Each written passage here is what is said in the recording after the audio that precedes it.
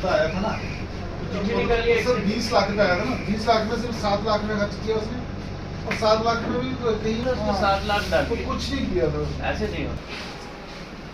आप क्या देखते हैं?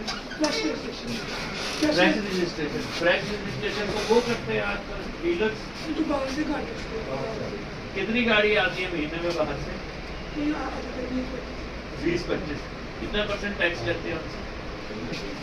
हमारे ही डिपार्टमेंट के हैं। सबसे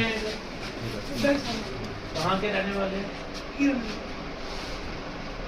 इस बार देखा कभी नौकरी में नहीं देखा। वहाँ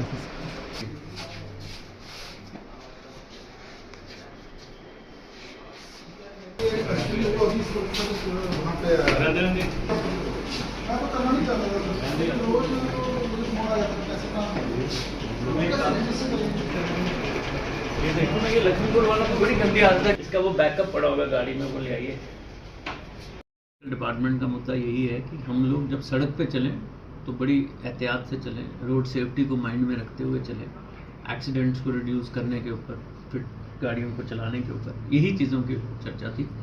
अभी यहाँ पे बैठे बैठे अब हम इन्फोर्समेंट तो हम करते ही हैं, आपने देखा है हमारे ऑफिसर्स रहते हैं, लेकिन हमारे पास इन्फोर्समेंट करने का एक और तरीका है, बैक एंड इन्फोर्समेंट। हमारे पास हर गाड़ी का डाटा है।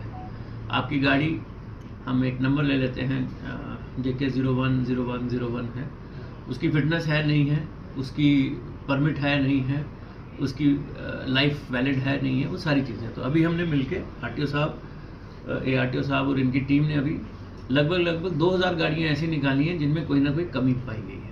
हमने डायरेक्शन दी है कि RC सस्पेंड कर दी जाएंगी with immediate effect. Traffic police को और डिस्ट्रिक्ट पुलिस को लिखा जाएगा उन गाड़ियों को सीज करने के लिए।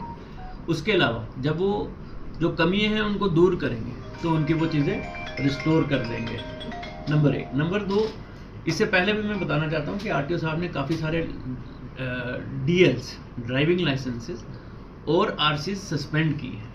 मुझे लगता है कि पिछले माह में आपने लगभग 4-5 हज़ार के करीब ये एक्शन लिया है।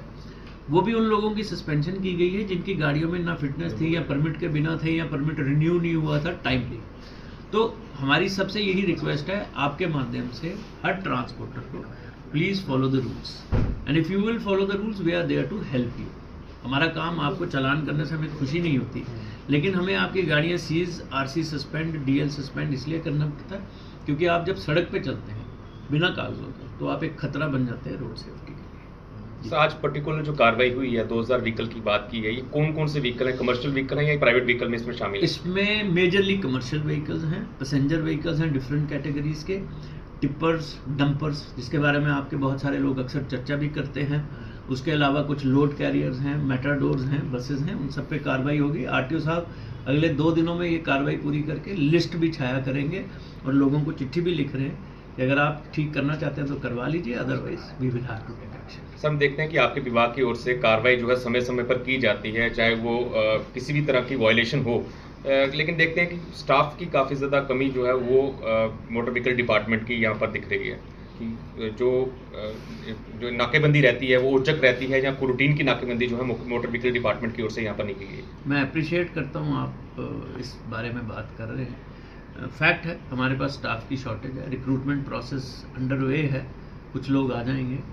मैंने RTO साहब को भी कहा है कि DC साहब से रिक्वेस्ट करें कि पुलिस के तरफ से, मैंने IG ट्रैफिक साहब से भी रिक्वेस्ट की है कि वो भी मिलके अगर नाके लगाएं। लेकिन आप जानते हैं क्योंकि हमने लाइसेंस के टेस्ट भी करने हैं, हमने ट्रायल्स भी लेने हैं, हमने फिटनेसेस भी देखनी होती है, जो अभी फ़िलहाल कठुआ में बंद है, आपको पता है मॉर्थ के ऑर्डर के तहत। तो उसमें बहुत सारी चीज़ें हैं, लेकिन डिस्पाइट दैट हमारी एफर्ट्स चल रही हैं। हमारी टीम भी, एक जो UT लेवल टीम ने 2 बारी नाका लगाया, एक बारी मुझे सवाल भी पूछा गया यहाँ से कि ये कैसे आ गई, भाई UT की टीम है, मैं कमिश्नर हूँ पूरे UT का, तो मेरी कोई भी टीम कहीं पे भी खड़ी हो सकती है, इसमें कोई सवाल की बात ही नहीं है। तो end of the day target यही है, लोगों का पार्टिसिपेशन, सिटीजन्स का सबसे इम्पॉर्टेंट है, और इम्पॉर्टेंट इसलिए भी है कि अगर आप ठीक चलेंगे, आपकी गाड़ियाँ ठीक होंगी तो एक्सीडेंट्स में डेथ्स कम होंगी। और अनफॉर्चुनेटली हमारा नेशनल हाईवे है पूरा कठुआ से, अगर आप देखेंगे मेजरली निकलता है बसोली वाला भी, तो this becomes an accident prone area. तो उसमें आपका सहयोग, लोगों का सहयोग और हमारी टीम का सहयोग and other departments but natural मिलके कर रहे हैं। होपफुली जब ये स्टाफ बढ़ जाएगा तो ज़्यादा रेगुलर आप हमारे लोगों को सड़कों पर लेंगे। सर पासिंग का आपने जिक्र किया है, पासिंग को लेकर काफ़ी लोगों को समस्या आ रही है जो कठुआ से है, जहाँ पहाड़ी जिला से कठुआ में आते हैं। देखिए मॉर्थ ने ATS की एक स्कीम चलाई है। कठुआ ज़िले में भी हमारे पास 2 एप्लीकेशन शायद आई हुई हैं। ऑटोमेटेड टेस्टिंग स्टेशन, ये मॉर्थ ministry of road transport and highways का एक इनिशिएटिव है कि जो हम फिटनेस करते हैं वो ज़्यादा अच्छे तरीके की हो। अब ICC Samba integrated certification Samba जो है वो चालू हो गया है, उस पर ट्रायल टेस्ट चल रहे हैं और रेगुलरली कर रहे हैं। उसकी इनॉग्रेशन भी हम जल्दी रिक्वेस्ट कर रहे हैं कि हो जाएगी। मॉर्थ का ये था कि 60 किलोमीटर के डिस्टेंस में अगर एक ATS बनता है तो दूसरे इलाकों को फिटनेस मैनुअल बंद करनी पड़ेगी।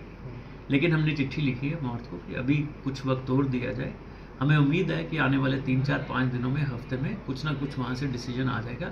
लेकिन जब तक नहीं आता है तो ICC सांबा को इस्तेमाल करिए। सरकार चला रही है, सरकार ओन्ड है, मॉर्थ ने उसके पैसे दिए, state of the art machinery लगी और बहुत अच्छी फिटनेस होती है।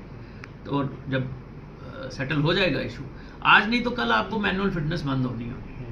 जब यहाँ बन जाएगा, जब उधमपुर में बन जाएगा, जब श्रीनगर में बन जाएगा, जब बारामूला में बन जाएगा, तो ये मैनुअल फिटनेस धीरे धीरे हमारे हाथों से जाके private machine based, technology based हो जाएगी। जी ठीक है सर, थैंक यू सो